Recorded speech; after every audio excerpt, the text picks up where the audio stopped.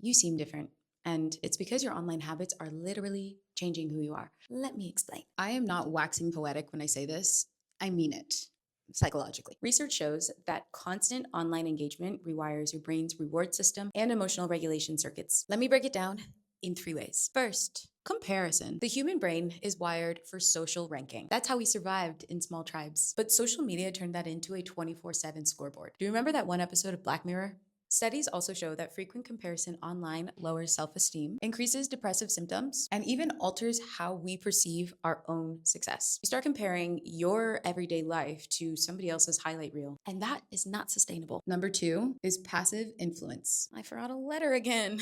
Damn. Let's just get this out of the way. There is no such thing as passive scrolling. Sure, you might not be paying attention, but your brain sure is. Every single post you scroll past, the faces, the products, the opinions, they all become data that your brain stores and later uses to shape your decisions. What you buy, who you envy, all of it gets molded by what you consume, whether you notice it or not. And number three, emotional reactivity. A 2023 study found that chronic online overstimulation increases emotional volatility. You respond faster and harsher and with less control. That's why the small things online feel huge. Your brain cannot tell the difference between an argument on Reddit and a threat in real life. So I gave you 3 reasons here as to how you're losing your personality. Here's 3 ways to take it back. Number one is to set limits. I love using Opal's app limits features. You've got a time limit and an open limit. I especially do this on the weekends where I will set an amount of time or an amount of opens per day before everything locks and I can't get back in. I also don't allow any resets. So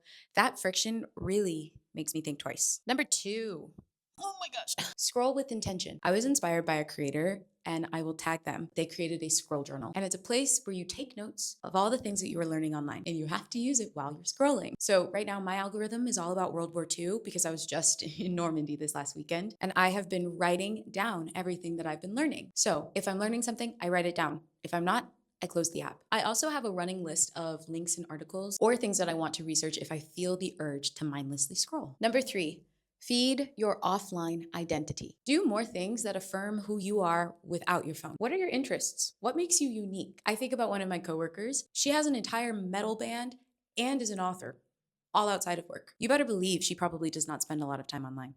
I actually could probably check that. Regardless, lean into those things and plan intentional time to work on them. If nothing comes to mind, go touch some grass, make something, meet someone. Scrolling no longer just steals your time.